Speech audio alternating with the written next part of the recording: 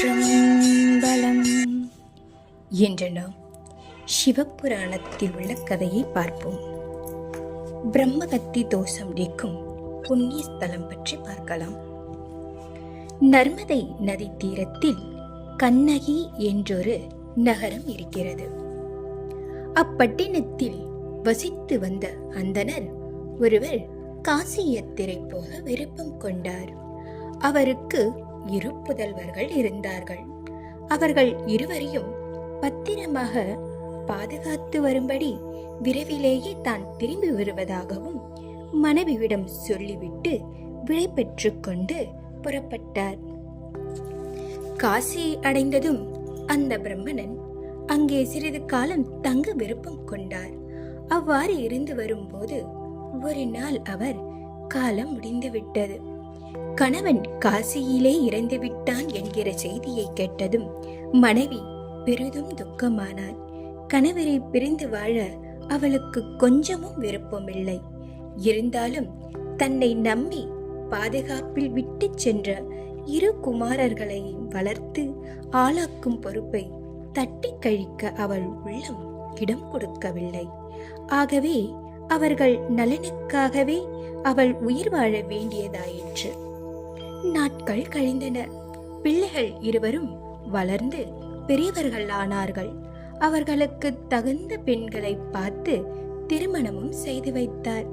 அவள் சொத்துக்களையும் இருவருக்கும் பங்கிட்டும் கொடுத்து தன் செலவுக்கு மட்டும் சிறிது வைத்துக் கொண்டாள். காலம் உருண்டோடியது. தனக்கு அதிகமான காலம் நெருங்கிக் கொண்டிருப்பதை உணர்ந்தாள். அவள் தன் அதிக நாட்கள் உயிரோடு இருக்க முடியாதென்பதை உணர்ந்ததும் தனக்கு தானே வைத்திருந்த பொருட்களை தர்மக்காரத்தில் செலவிட்டாள். அவள் நடமாட்டம் ஒடுங்கியது. படுத்த படுக்கையும் ஆனாள். கண் பார்வை மந்தமாகியது. காது கேட்கவில்லை. பேசக்கூட முடியவில்லை. ஆகாரமும் இறங்கவில்லை. உடல் நாராக மெலிந்துவிட்டது. தாய்ப்படும் வேதனையை கண்ட புதல்வர்கள் இருவரும் மனம் வருந்தினார்கள். எத்தனையோ தர்ம காரியங்கள் செய்தும் தாய் தன் அந்திமா காலத்தில் இவ்வாறு வருத்தப்பட நேருகிறதே என்று துக்கம் கொண்டார்கள்.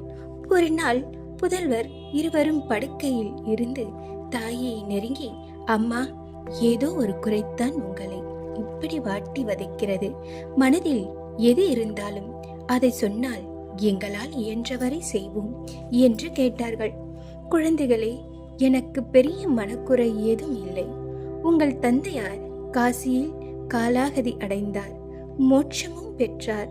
அவரோடு சேர்ந்து கங்கா ஸ்நானம் செய்ய வேண்டும் என்று விரும்பினேன். அன்றைய சூழ்நிலையில் அது நிறைவேறவில்லை. அவரோடு சென்றிருந்தால் நானும் காசியிலே உயிரை விட்டிருப்பேன். காசியில் தான் மரணம் என்று கிட்டவில்லை. நான் இறந்த பின்னர் என் எலும்புகளை எடுத்துச் சென்று கங்கையில் சேர்ப்பீர்களா? அது ஒன்றுதான் என் உள்ளத்தில் நிறைந்திருக்கிறது குழந்தைகளே என்றார். அம்மா, நீ கொஞ்சமும் கூட சந்தேகப்பட வேண்டாம்.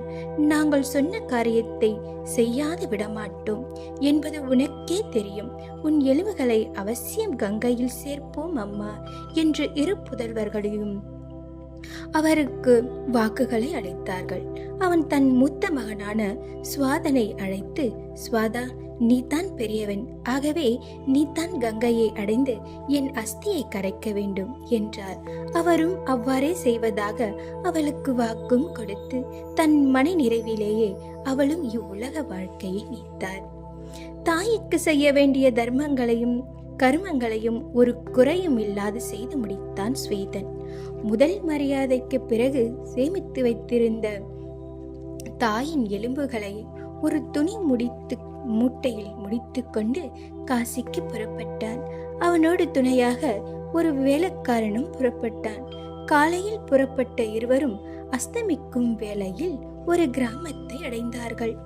அன்றிரவு அக்கிராமத்தில் உள்ள அந்தணன் ஒருவனின் வீட்டில் தங்கி காலையில் மீண்டும் புறப்படலாம் என்று நினைத்தார்கள்.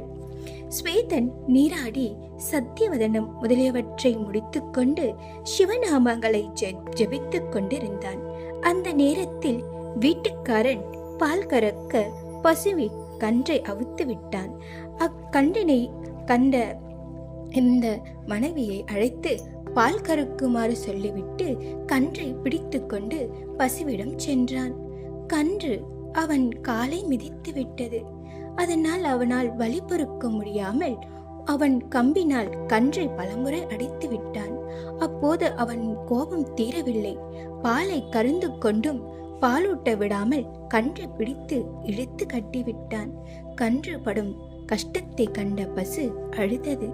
அதை பார்த்து கன்று, அம்மா, ஏதோ கர்மவசத்தால் நான் இன்று இத்துன்பம் அடைந்தேன். அதற்காக நீ ஏன் அழுகிறாய் என்று கேட்டது. குழந்தாய், நீ வேதானந்தம் பேசுகிறாய். எனக்கு அது தெரியாதல்ல. முன் ஜென்மத்தில் சிரித்து கொண்டே செய்த பாவத்தை இந்த ஜென்மத்தில் அழுது கொண்டே அனுபவிக்க வேண்டும். இருப்பினும் சம்சார மாயை ஒன்று இருக்கிறதல்லவா, அதில் சிக்காதவன் யார்? நான் படும் அவஸ்தையை அவனும் உணர்ந்தால் என் துக்கம் தீரும். நாளை காலை பால் கறக்க அவன் குமாரன் உன்னை அவுத்துவிட்டு என்னிடம் வருவான். அவனை என் கொம்பினால் முட்டி கொன்றுவிடப் போகிறேன். அவன் தகப்பனுக்கு அப்போதுதான் தெரியும் என் வேதனை என்று பசு கூறியது. அம்மா, என்ன காரியம் செய்ய போகிறாய்? நீ நினைத்து பார்த்தாயா? பிரம்மஹஸ்தியை வலிய தேடிக்கொள்ள முடிவு செய்து விட்டாயா? ஏற்கனவே நாம் செய்த கர்மாக்களுக்குத்தான் இப்பொழுது அனுபவித்துக் கொண்டிருக்கிறோமே. இன்னும் வேறு பாவம் சம்பாதித்துக் கொள்ள வேண்டுமா என்று பதைப்பதைத்தோடு கேட்டது கன்று. குழந்தாய், உனக்கு தெரியாது. நீயோ சிறுவன். என் மடியில் பால் இருப்பினும் உன்னை நெருங்க விடாத கட்டி போட்டிருக்கிறானே அந்த பாவி. தாயுள்ளம் என்ன வேதனைப்படுகிறது என்பது அவனுக்கு தெரியுமா என்றது பசு. கன்று வேதனையோடு சிரித்தது. அம்மா, உனக்கு நான் சொல்ல வேண்டியதில்லை. நீ என் தாய், நான் உன் மகன். இந்த உறவு எல்லாம் எதுவரை? அவரவர் செய்த கர்மாக்களுக்கு ஏற்ப பிறவி பலனை அடைந்து துன்பமோ இன்பமோ அடைகின்றன. அப்படி இருக்க என் பொருட்டு நீ எதற்காக பிரம்மஹத்தியை தேடிக்கொள்ள வேண்டும் என்றது. குழந்தாய், நான் உறுதியாக இந்த முடிவுக்கு வந்துவிட்டேன். பிரம்மஹத்தி ஸ்தோத்திரத்துக்கு நான் பயப்படவில்லை. வரட்டும், என் வெண்மை உடல் கருமையாகிவிடும். அந்த தோஷத்தை நீக்கிக் கொள்ளும் மார்க்கம் எனக்கு தெரியும். அதன்படி கருமையாகிவிட்ட என் உடலை மறுபடியும் வெண்மையாக்கிவிட என்னால்க்கு தெரியும் என்று பசுவும் கன்றுக்கு நிகழ்ந்த வாதத்தை கேட்ட சுவேதன் பெரிதும் ஆச்சரியமடைந்தான். அவனுக்குத்தான் மிருக பாஷை தெரியுமே. விடியற் காலையிலே எழுந்து பிராணங்களை எல்லாம் வேண்டும் என்றே நினைத்திருந்தான். பசுவின் வார்த்தைகளை கேட்ட அவனுக்கு அந்த நிகழ்ச்சியை காண வேணும் என்று விருப்பம் உண்டாயிற்று. மேலும் பிரம்மஹத்தி தோஷத்தை நீக்கிக் கொள்ளும் மார்க்கம் தமக்கு தெரியும் என்று பசு கூறியதை கேட்டதும் முதல் அந்த வழியை நானும் தெரிந்து கொள்ள வேண்டும் என்று அவன் துடித்தான். ஆகவே விடியற் காலையில் பிராணயத்தை தள்ளி போட்டு விட்டான். விடியற் காலையில் வீட்டுக்காரன் வந்து சுவாதனை எழுப்பினான். ஐயா, சூரிய உதயத்திற்கு முன்னரே புறப்பட வேண்டும் என்று சொல்லி இருந்தீர்களே, மறந்து விட்டீர்களா? எழுந்திருங்கள் என்றான். வேலைக்காரனுக்கு ஓய்வு போதவில்லை. நேற்று முற்பகல் அதிக நேரம் இளைப்பாறவில்லை. அதனால் மிகவும் சோர்வாக இருக்கிறது. ஆகவே கொஞ்சம் மெதுவாக புறப்படலாம் என்று நினைக்கிறேன் என்றான் சுவாதன். அதன் பிறகு வீட்டுக்காரன் தன் மகனை அழைத்து மாடு பால் கறப்பதற்காக கண்டனை அவிழ்த்துவிட சொல்லிவிட்டு வெளியே சென்றான். பையனும் எழுந்து வந்து கன்றனை அவிழ்த்துவிட்டு பசுவை நெருங்கினான். அவன் எதிர்பாராத நேரத்தில் பசு ஒரே பாய்ச்சல் பாய்ந்து அவனை கொம்பினால் குத்தி தூக்கி எறிந்தது. பையன் குடல் சரிந்து ஐயா என்று அலறி கொண்டே தரையில் விழுந்தான். மைந்தனின் கூக்குரல் கேட்டு உள்ளிருந்து அவள் தாய் ஓடி வந்தாள். பக்கத்து வீடுகளில் இருந்து ஆட்கள் ஓடி வந்து இரத்த வெள்ளத்தில் மிதந்த பையனை தூக்கி அதற்குள் அவன் ஆவி பிரிந்து இருந்தது. செய்தி கேட்ட வீட்டுக்காரன் அலறி கொண்டு ஓடி வந்தான். மைந்தன் பிணமாக கிடப்பதை கண்டு அவன் வயிற்றிலும் வாயிலும் அடித்துக்கொண்டு புலம்பினான். பசுவை காண காண அவன் ஆத்திரம் பல்மடங்கு ஆகியது. மூங்கில் தடியால் பசுவை அடித்து நொறுக்கி அதை வீட்டை விட்டு விரட்டி அடித்தான். பிரம்மஹஸ்தி தோஷத்தால் உடல் கருமையாகிவிட்ட பசு அந்தணன் வீட்டை விட்டு புறப்பட்டு வெகு வேகமாக சென்றது. ஸ்வேதன் அதையே கவனித்துக் கொண்டு அதனை பின்தொடர்ந்து சென்றான். சேவகனும் அவனை பின்தொடர்ந்தான். அந்தணன் வீட்டை விட்டு புறப்பட்ட பசு நேராக நர்மதை தீர்த்தத்தை அடைந்தது. அங்கே நந்திகேஸ்வர நித்திய நந்தியம் கொண்டிருக்கும் இடத்தை அடைந்து நதியில் நீராடி வெளிப்பட்டது. கரையெங்கிலும் அந்த கருமை வெண்மையாகி இருந்தது. அதை கவனித்த ஸ்வேதன் பெரிதும் மகிழ்ச்சி அடைந்தவனாய், ஆஹா, இந்த கஷேத்திரத்தில் இவ்வளவு மகிமை கூடியிருக்கிறதா என்று வியந்தான். அப்போது அவன் முன்பு சர்வ அலங்கார பூஷணையான ஒரு பெண் தோன்றினார். ஐயா, தங்கள் யார்? எங்கு போகிறீர்கள் என்று கேட்டாள் அவள். சுவாதன் அவனிடம் எதையும் மறைக்கவில்லை. தன் ஊரை விட்டு புறப்பட்ட காரணத்தையும் வழியில் அந்தணன் வீட்டில் நடந்த சம்பவத்தையும் பசுவின் பின் தொடர்ந்து தான் வந்ததையும் பிரம்மஹஸ்தி தோத்திரத்தால் கருமை நிறைந்திருந்த பசுவின் உடல் நதியில் நீராடியதன் காரணமாக தோஷம் நீங்கி வெண்மையாகி இருப்பதையும் கண்டு நானும் நதியில் நீராடி புண்ணியத்தை அடைப்போவதாக தெரிவித்தான். அதை கேட்ட அந்த பெண் முகம் மலர, ஐயா, இந்த இடத்தில் விசேஷம் சொல்ல முடியாது. நந்திகேஸ்வர தன்மை தரிப்பவரின் சகல பாவங்களையும் நீக்கி அஷ்ட ஐஸ்வரங்களையும் அளிக்கிறார். நீ கங்கைக்கு சென்று தான் தாயின் அஸ்தியை சேர்க்க கிளம்பியிருந்தாய். உன் பிராயணம் இதோடு முடிந்துவிட்டது. இன்று வைசாக சுத்த சப்தமி நாள். இன்றைய தினம் கங்கா தேவியே நந்திகேஸ்வரரை தரிசிக்க இங்கு வருகிறாள். நர்மதையில் அவள் நீராடி பகவானை பூஜிக்க வருகிறாள். ஆகவே நீ நர்மதையிலே உன் தாயின் எலும்புகளை சேர்ப்பித்து விடலாம். கங்கையில் சேர்த்த பலன்களை பெற்று உன் தாய் திவ்ய தேகம் அடைந்து விண்ணுலகம் செல்வாள். முன்பு ஒரு சமயம் ருஷிக்கை என்பவள் இங்கு தினமும் நீராடி நந்திகேஸ்வரை ஆராதித்து வந்தாள். அவள் இளமை வயதிலேயே கணவனை இழந்துவிட்டபடியால் உள்ளத்தில் பகவானை இருத்தி சதா அவன் நினைவிலேயே காலத்தை கழித்து வந்தாள். பக்கத்தில் இருந்த மூடன் என்னும் அரக்கன் அவனை சிவபூஜை செய்யாது இருக்குமாறு தொந்தரவு செய்து வந்தான். அவளோ அவள் வார்த்தைகளை சிறிதும் சட்டை செய்யாது பூஜை செய்து வந்தாள். நர்மதை நதியின் கங்கைக்கு பவித்து பூஜை செய்து நீராடி பகவானை வழிபட்டும் வந்தாள்.